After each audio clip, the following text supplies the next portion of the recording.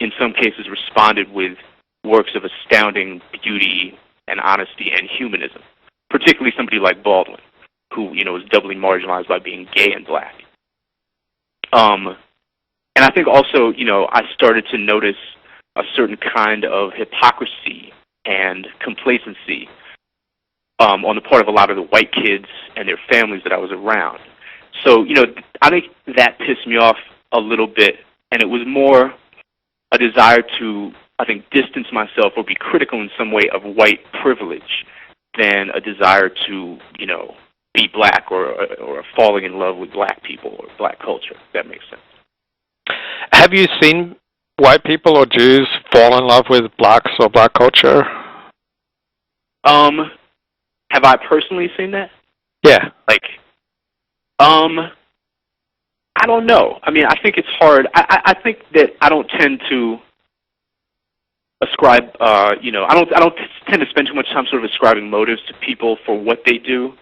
I've certainly seen, within the world of hip-hop, there's plenty of white people, and there's a predominant portion of them who are Jewish. I think partly because hip-hop is a New York-based form, and I think partly for certain, I think there's certain historical resonances between blacks and Jews that, I try to explore in this book and that I've seen in person. I can't, I think that, the people that I'm personally friends with who are sort of white and involved in some way in hip-hop or in black culture tend to have traveled a somewhat similar path where some form of black music, and in this generation it's going to be generally hip-hop, made them aware and critical of certain elements of what it meant to be white in this country. So I think it's more of a critical response to whiteness than a sort of out-and-out falling in love with blackness. I think that in this country there's an enormous sense of voyeurism, particularly around hip-hop and the fetishization of black bodies. So I think on a larger level, there's been a real split in this country in terms of where privilege is located. Traditional forms of privilege, economic privilege, pretty much resides where it always has. But cultural privilege, cultural capital, has increasingly been associated with blackness. So there's a real confusion for a lot of young white kids in particular because they don't understand that, they're still at the center because they turn on the TV and all of the most glamorous, flashy, conspicuous wealth they see is in rap videos. So they actually end up feeling like they don't have a cultural identity and like they've been marginalized and that black people are at the center of the universe. So there's like a combination of desire and resentment that I see a lot when I talk to some of these kids. Am I like anywhere near you? Yeah. I'm just curious. This is like all good stuff to ask and answer. So, I'm just feeling my way here. Yeah. Yeah, you understand. What year did you graduate high school? 94. Okay. What did Jews and blacks have in common in America? I think that a number of things. I think that, both groups are dealing with these sort of after effects of diaspora, of sort of a forced diaspora, whether in the case of blacks, the legacy and the horrors of slavery, in the case of Jews, the kind of repeated banishments from all these different countries in Europe. So both groups come to America under a kind of duress that is, I think, unique. And I think that in both cases there's a sense that, unlike some other groups, identity is really kind of a multifaceted and complicated thing. That there are sort of wide margins in both communities.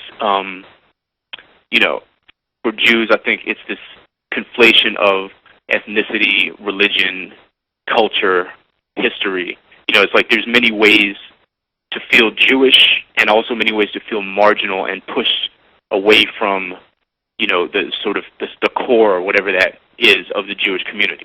So you got Jews who say shit like, well, I'm Jewish, but I'm Buddhist, or people who connect ethnically but not religiously.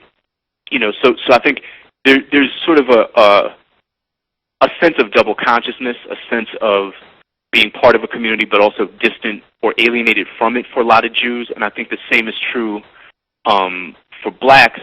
There's an essentialization of what it means to be black, and it's an identity that doesn't fit for a lot of people.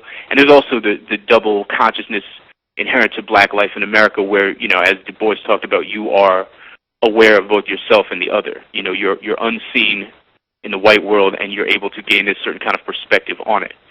So I think that, those are some of the sort of root causes of a similarity, of a resonance between blacks and Jews. And then on a more practical level, I think there's been, certainly a sort of progressive alliance, a civil rights alliance, a lot of history of really interesting sort of artistic interplay, whether it is, jazz in the 20s, where, Fletcher Henderson is writing all the arrangements for Benny Goodman's band, or, the worldwide perception even of jazz as, like in the 30s, the Duke Ellington band got pulled off a train in Germany and harassed by all these Nazi soldiers, and they kept calling jazz nigger Jew music. So, there's that sort of thing, up to the ways that writers, there are great letters between Ellison and Bellow in the 50s. And, some of the stuff that Bernard Malamud had to say about wanting to be seen as, a writer, not a Jewish writer, wanting to be allowed to speak sort of universally instead of for his own marginalized group, it's identical almost to the stuff Frederick Douglass was saying, 80 years earlier. And then, all the way up to the sort of breakdown of that civil rights alliance in the 80s. And, it's been a subject of conversation even in this presidential race, with Obama, talking about how he wants to repair relations in the black and Jewish communities, being asked to distance himself from Louis Farrakhan, all of these kind of things. So I think it's a really kind of a rich and interesting history that has been really collaborative at points and has been very tense and fraught at others, particularly in the 80s. These comments that people like Farrakhan, Jackson, Sharpton made have been, I think, have been sort of frozen in amber by the older Jewish generation as reason for a pullback financially, emotionally, practically from the civil rights alliance of the 60s. And I think it's got to do with sort of Jewish assimilation, a desire to change bedfellows.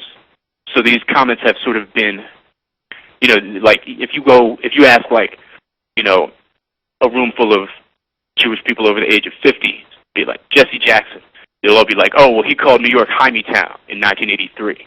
It's like, well, what has he done since then? Anything? But I think these moments get, I'm sort of more disturbed by the fact that Jesse Jackson calling New York Hymietown in 1983 is so fixed and central to the Jewish memory than the fact that he said it, because I think it implies a lot of things that I'm not too happy about.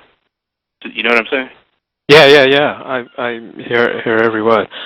Do you think American Jews are more likely or less likely than the average white person to have instinctive negative reactions to blacks? I have no idea. I don't think I know enough of either population. I've spent most of my life on the West Coast and the East Coast, in places that are, gonna vote heavily in the blue column, and it's hard for me to make an assumption. I would like to be able to say that Jews have more progressive attitudes, but I don't know that it's the case. Certainly that was an issue in this election too, and the New York Times did a really good job of going to Florida and finding Jews who were horrifyingly racist and saying ridiculous things. I'd like to think that that's out of the mainstream, but it's hard for me to tell. I think it's really more of a generational thing than anything else. But I don't know how to answer that. I don't know what the answer is. Mm-hmm. Incidentally, kind of apropos of nothing, but do you think that Barack Obama